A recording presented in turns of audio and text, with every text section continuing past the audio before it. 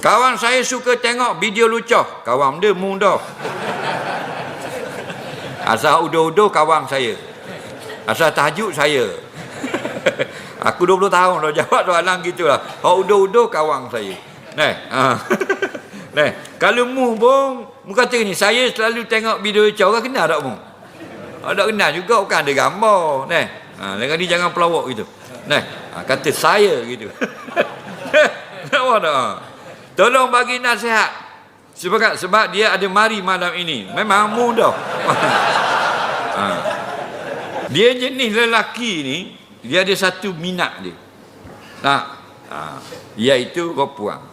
Sebab tu Nabi kata, kalau kamu kehairanan atau kamu takjub, kamu rasa molek, kamu rasa comel, apa yang di jalan itu bukan bini kamu, bukan halal, pulanglah kepada isteri kamu yang halal di rumah. Kau ni tak ada bini lagi? Ya ma'asyarus syabab, man istata minkumul ba'ah falyatazawwaj. Orang muda, kalau mu tak ada bini lagi dan sudah mampu, berkahwinlah. Fa innahu, sungguhnya kahwin itu aghadul basar, lebih jaga matamu. Wa ahsanil farji, lebih terpelihara kemaluan kamu.